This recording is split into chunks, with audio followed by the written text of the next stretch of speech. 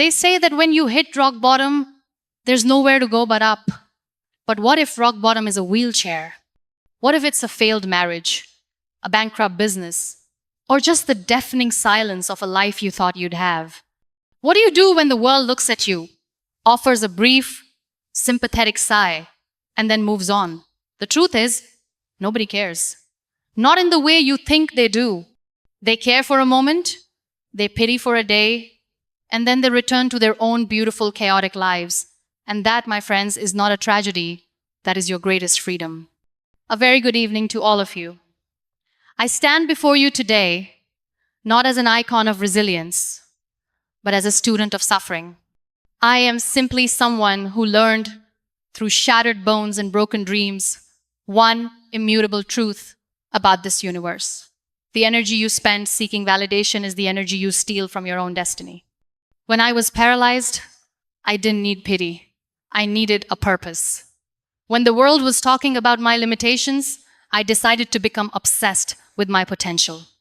This journey taught me that life does not ask you to be strong for others. It asks you to be strong for yourself. It asks you to stop performing for the applause of the audience and start working for the salvation of your own soul. This realization is the foundation of our title today. Nobody cares, work hard, and focus on yourself. Let's embrace this hard truth, because only in its embrace will you find the courage to finally become the master of your own life. The pity party is a prison. We find ourselves, often unknowingly, seduced by the quiet comfort of the victim narrative, wrapping ourselves in the cozy blanket of poor me whenever life delivers a harsh blow. It's an intoxicating feeling, isn't it? To be seen as the martyr, the one who has suffered uniquely, drawing in the soft sighs and the temporary, fragile sympathy of the world around us. This desire for external validation of our pain is a deeply ingrained human weakness, a reflex that seeks to offload the burden of our reality onto the shoulders of others, mistaking attention for true support. We hold on to the details of our downfall, rehearsing the tragedy for anyone who will listen, hoping that this retelling will somehow lessen the impact of the original disaster. Yet all it does is keep the wound perpetually fresh and open. This craving for pity, however sweet it tastes in the moment, is nothing more than a powerful, self-administered anesthetic that numbs the pain but simultaneously paralyzes the will to heal. Pity is a passive energy. It asks nothing of the recipient except that they remain still and deserving of the kindness being offered, thereby trapping the struggling soul in a state of suspended animation. It whispers the dangerous lie that your inability to move forward is not your fault, that the world owes you a moment of rest, allowing your muscles of resolve to atrophy from disuse. The minute you embrace the identity of the victim, you forfeit the title of the warrior, exchanging the hard, gritty path of recovery for the cushioned, yet ultimately confining space of the sickbed. The pity party, as appealing as its guest list might seem, is ultimately a prison, a psychological cell block that you build with your own bricks of complaint and mortar of self-doubt. The walls are constructed from every excuse you've ever made, every reason why you couldn't possibly start over, and the bars are the constant fear of trying and failing again, preferring the known discomfort of stagnation to the terrifying uncertainty of movement. To remain incarcerated here is to voluntarily sign away your freedom, gifting the key to your self-worth to every external opinion and judgment that passes by, rendering yourself helpless to the whims of the crowd. We must recognize that the world's sympathy is fleeting. It is a cheap, disposable commodity that is offered, consumed, and instantly forgotten as people pivot back to the company's pressing dramas and concerns of their own beautifully complex lives. Their attention span for your suffering is short, their compassion finite, and their ability to genuinely fix your shattered pieces is absolutely zero, which is why basing your recovery on their fleeting concern is a fool's errand. The moment you realize that the audience has already left the theater of your crisis, you are left alone on the stage, stripped bare of the need to perform, and finally faced with the stark, necessary reality of your own solitude. This moment of isolation, the one where you look around and find no one left to console you, is not a tragedy. It is, in fact, the most profound moment of opportunity you will ever be given. It is the universe's loud, clear message that the waiting period is over and the time for self-reliance has begun, demanding that you stop outsourcing your strength to people who never truly owned it. The silence after the crowd departs is the perfect soundscape for the focused, demanding work of rebuilding, where your own voice, the voice of command and instruction, finally becomes the loudest and most important one in the room, guiding your hand. Your greatest, most urgent task is to firmly and unequivocally cancel this perpetual pity party, not with a gentle note, but with a decisive, assertive slam of the door, locking out all the external noise and expectation. Take the time you would have spent explaining your pain to others and invest it ruthlessly into understanding your next steps, transforming that victim energy into the focused, high-octane fuel for your personal reinvention. The true healing, the one that lasts and leads to genuine power, happens not in the presence of an audience, but in the gritty, solitary chambers of your own relentless effort and unyielding commitment to self-rescue. Remember this. Your self-worth is not a collective agreement. It is a private declaration, a solitary act of defiance against the circumstances that tried to define you. Lock the door on the past, reject the soft lie of pity, and embrace the hard, undeniable truth that you are the only one capable of lifting yourself out of the darkness you find yourself in. Trade what if for what now. The human mind possesses a remarkable, yet often destructive, capacity for dwelling on the past, creating endless, agonizing loops of what-if scenarios that serve only to deepen the trenches of regret and paralyze the capacity for action.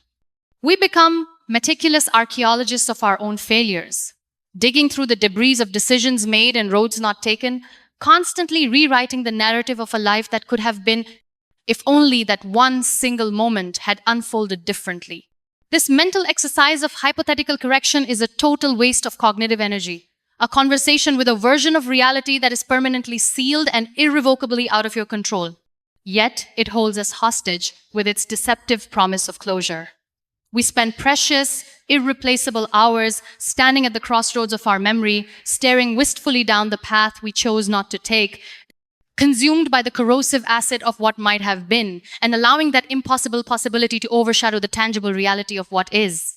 This fixation on a dead past is a profound form of self-sabotage, diverting the intellectual and emotional resources that are desperately needed to address the living, breathing challenges of the present moment. Lamenting a mistake does not undo it. It merely ensures that you remain stuck in the echo chamber of the trauma, unable to hear the quiet instructions of the future. The true moment of liberation, the instant where your power is fully restored, arrives when you consciously and deliberately slam the book shut on the chapter titled The Failure. The chapter is written, the ink is dry, the story of the downfall is complete and recorded in the annals of your personal history, and no amount of wishing or weeping will ever change a single word of that account. Accepting the finality of the past is the first, most terrifying step toward true forward momentum, because it strips you of the comfortable illusion that you can simply rewind and correct, demanding instead that you deal with the consequences as they stand. The only question that carries the revolutionary, life-altering potential to break this cycle is the stark, uncompromising demand of what now? This phrase acts as a mental defibrillator, shocking the system out of its melancholic stupor and forcing an immediate, pragmatic assessment of the current reality, however grim or unpleasant that reality may be. It is a question that requires no emotional preamble, no lengthy justification, and no complex psychological analysis. It simply and powerfully commands an operational response, a plan of immediate action. When the paralysis of the event is undeniable, when the heartbreak has settled in the hollows of your chest, when the loss has created a gaping void in your expected life structure, you must ruthlessly discard the sorrowful what if and substitute it with the constructive what now. This shift in focus is a change in currency. You are trading in the worthless paper of regret for the solid gold of proactive planning. recognizing that the current point of pain is also your most relevant starting line. The past is a teacher you've already paid. It is time to leave the classroom and apply the hard lessons learned in the laboratory of the present. Every great narrative of resilience, every story of a phoenix rising from the ashes, is fundamentally a chronicle of someone who mastered the art of the what now. Refusing to be defined by the fire that consumed their old life, they understood that the energy used to curse the darkness is better spent lighting a single, steady candle, focusing all available resources on the immediate, granular steps required to forge a new path. The wreckage is the raw material, the setback is the instruction manual, and your current point of despair is simply the foundation upon which your next greatest triumph will be built.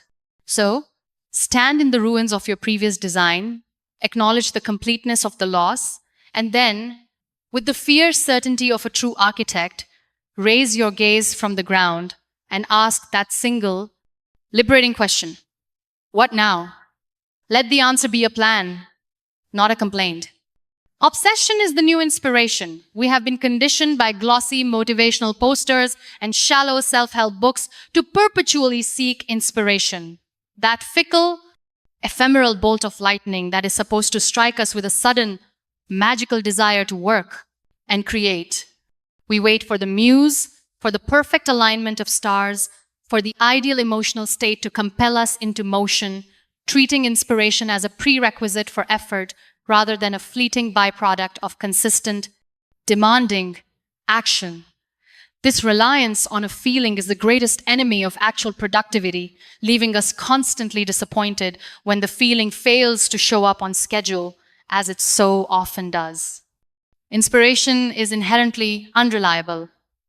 It is a spark that can be extinguished by a simple draft of bad news, a moment of fatigue, or the slightest shift in mood, leaving the grand plans it birthed to wither on the vine. To build a meaningful life or achieve a monumental goal on the foundation of inspiration is like trying to cross a vast desert on a single glass of water. It provides a brief, inadequate comfort before you collapse from thirst and exhaustion. True, lasting progress is never powered by a lightning bolt. It is driven by a slow, methodical, unrelenting engine of sustained commitment and disciplined grit that fires up every single day. Regardless of the weather, what the journey of radical self-improvement demands is not inspiration, but a deep, focused, ruthless obsession with your own growth, a burning, almost selfish fixation on the process of becoming better than you were yesterday. This obsession is the relentless energy that compels you to show up at the desk, the gym, or the canvas when you feel sick, tired, and profoundly uninterested, because the commitment to the future version of yourself overrides the temporary discomfort of the present moment. It is the unglamorous, consistent churning of the gears behind the scenes that no one ever sees, yet it is the only force capable of moving mountains. This dedication must become so intense, so singularly focused, that it borders on the socially unacceptable, demanding a solitude and isolation that makes others uncomfortable because they cannot understand the depth of your personal mission. You must become completely obsessed with the extra hour of study, the painful moment of truth in your self-assessment, the thousands of deliberate, unrewarded steps that lead toward mastery. When nobody cares, this silent, burning obsession is the only companion you need, because it is a self-sustaining source of fuel that requires no external cheerleading or validation to keep running. The beauty of this solitary obsession is that it makes your success an inevitability, not an accident, insulating your performance from the fickle fluctuations of the outside world and the changing opinions of the crowd. While others are busy sharing their inspirational quotes and seeking likes for their aspirations, you are deep in the trenches, doing the difficult, unphotogenic work that actually moves the needle of your life forward. You are working in a tunnel, focused only on the light at the other end, deliberately ignoring the distracting noises and judgments that echo from the surface, knowing that the quality of your effort is its own sacred reward. Let this obsession become your private conversation, The driving force that gets you out of bed on the mornings when sheer willpower has failed you and the world seems determined to crush your spirit under its heavy boot. It is the unwavering inner voice that says, one more repetition, one more paragraph, one more step, recognizing that the cumulative power of small, obsessed efforts eventually creates a monumental and undeniable outcome that no one can ignore. Your relentless focus becomes a form of spiritual discipline, purifying your intent and sharpening your skill set until you are a blade too fine and too strong to be easily broken. So, abandon the search for fleeting inspiration and cultivate the heavy, constant pressure of obsession, the deep, quiet, burning passion for self-mastery that is all-consuming and utterly self-sufficient. This is the energy that works in the silence, works in the dark, and eventually, without any grand announcement, arrives at a victory so complete and profound that its noise drowns out every single critic and every past doubt. Build your own anchor. The instinct to search for external stability is deeply wired within us. A lifelong quest to find the perfect external anchor, a spouse, a prestigious job title, a stable financial portfolio, a political ideology, something solid outside of ourselves to hold us steady against the relentless winds and the unpredictable tides of life. We believe that if only we can cling tightly enough to this perfect external object, we will be protected from the possibility of drifting away into the terrifying emptiness of existential uncertainty and loss. This search, however, is a fundamental misunderstanding of the dynamic nature of existence, where everything external is ultimately fragile, transient, and subject to change without notice. To place your total emotional or psychological security in the hands of something outside your immediate control is to make yourself perpetually vulnerable to the external world's inevitable decay and unpredictable chaos. The relationship that felt like a rock can dissolve. The career that defined you can vanish. The financial safety net can suddenly tear. And in those moments of crushing loss, those who had only an external anchor find themselves not just adrift, but completely capsized. The resulting shock is not just due to the loss itself, but to the devastating realization that they never developed the necessary internal mechanism for self-stabilization, leaving them utterly reliant on a system that betrayed them. The most resilient people, the ones who stand tall and unbowed after having survived the worst storms life can muster, are those who master the difficult, solitary process of building their anchor within themselves. This internal anchor is not a single concept, but a composite structure, forged from the unyielding steel of your core values, the refined bronze of your personal discipline, and the deep, heavy iron of your self-respect and non-negotiable personal boundaries. It is the quiet, immovable certainty that rests in the depths of your own soul, a fixed point of reference that cannot be given, taken away, or negotiated by anyone else. This internal fortress allows you to face the sudden, catastrophic changes of the outside world, be it a personal tragedy or a major professional setback, with a surprising, almost unnerving calm. While the waves crash around you, the structure of your internal life remains firm, because the value you place on your own character, your work ethic, and your ability to persevere is wholly independent of market fluctuations or social approval. Your intrinsic worth is not a collective agreement. It is a private, solitary declaration that is impervious to any external assault, making you utterly unshakable when the crowd is panicking. The process of building this anchor requires a degree of self-honesty that is often painful, forcing you to examine your weaknesses without the soft filter of denial and to cultivate the difficult virtues of patience and consistency. It means establishing a personal code so strong that you would rather suffer the consequences of adhering to your truth than enjoy the temporary comfort of compromising your standards for the sake of an easy way out. This commitment to your own integrity becomes the heaviest, most stabilizing part of your internal weight, making it impossible for passing societal trends or critical opinions to make you drift off course. Let your commitment to hard work be one of the powerful flukes of this anchor, a constant, reliable habit that you can turn to when everything else feels uncertain, giving you a sense of meaningful direction when confusion reigns supreme. Let your dedication to self-improvement be another point of ballast, the heavy weight that pulls you down towards solid ground, reminding you that your purpose is internal and ongoing, regardless of any external success or failure that may occur. The stability you provide for yourself is the only kind that is truly permanent and fully trustworthy.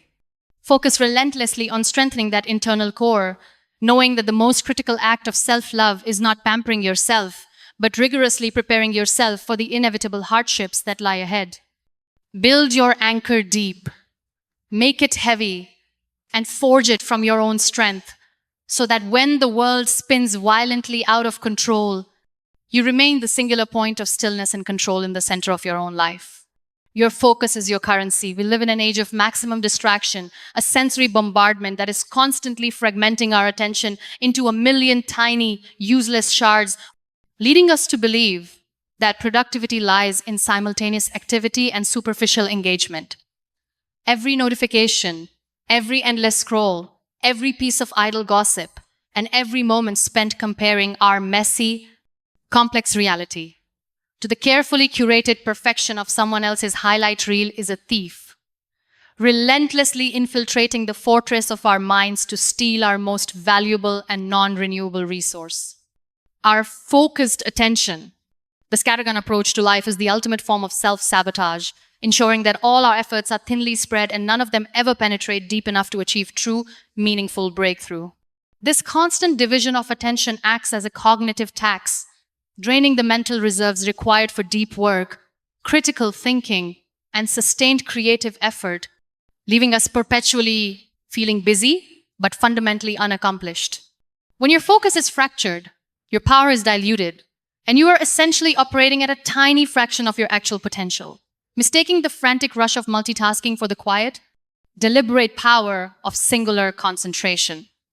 You must understand that the most significant difference between those who merely survive and those who truly thrive is not talent or luck, but the relentless, almost militant protection of their mental energy and the intentional allocation of their concentration. Your focus is, quite literally, your currency.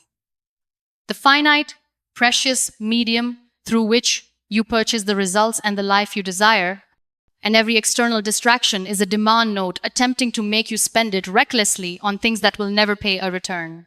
When you pour the entirety of your attention into a single, high-value task, that energy is compounded, leading to breakthroughs and levels of quality that are simply inaccessible to the distracted mind, creating work that possesses a depth and resonance that sets it apart from the superficial churn.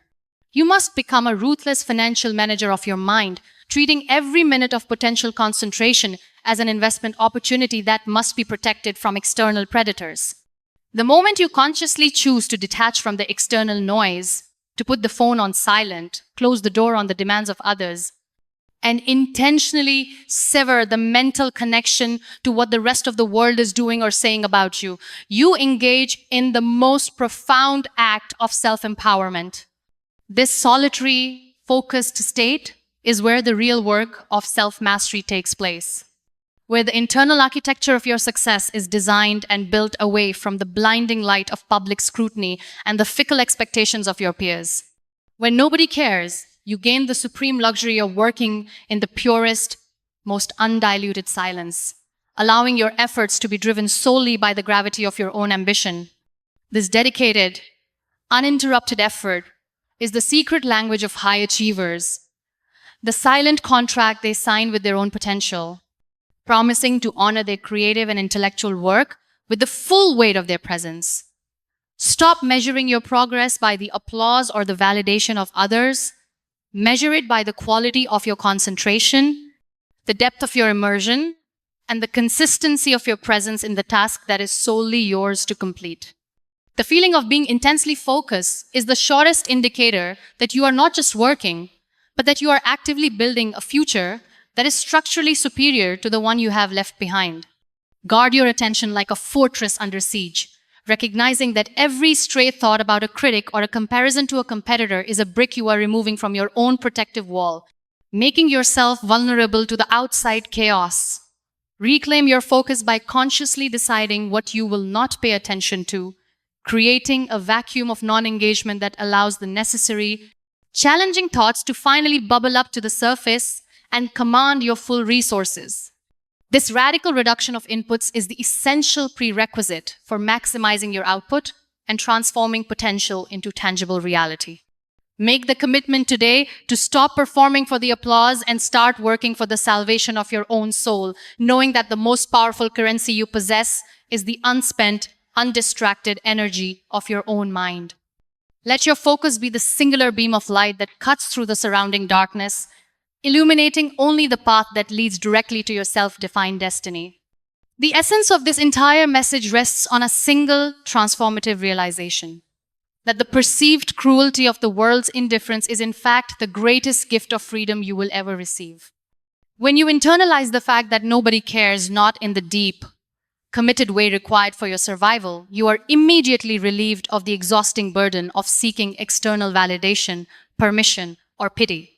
This clarity demands that you cancel the pity party, stop wasting precious mental currency on past regrets, and ruthlessly commit to the only path that guarantees success: self-mastery. The fleeting, unreliable nature of inspiration must be replaced by a profound, almost obsessive commitment to work hard in the privacy of your own discipline, forging an internal anchor of resilience that no external storm can ever shake. Therefore, your only mandate is to turn your gaze inward and focus on yourself, because the quality of your attention is the highest value asset you possess. Every moment spent comparing, complaining, or waiting for a savior is a moment stolen from the creation of your masterpiece. The power of this philosophy is that it strips away all external dependencies, placing the full, awesome weight of your destiny squarely back in your own hands. Remember the anchor you built, the obsession you cultivated, and the focused effort you deployed in the solitude. Do not seek the applause of the audience. Seek the unwavering approval of your own conscience, knowing that when your success finally speaks, its noise will be the undeniable testament to the solitary, relentless work you chose to do when no one was watching.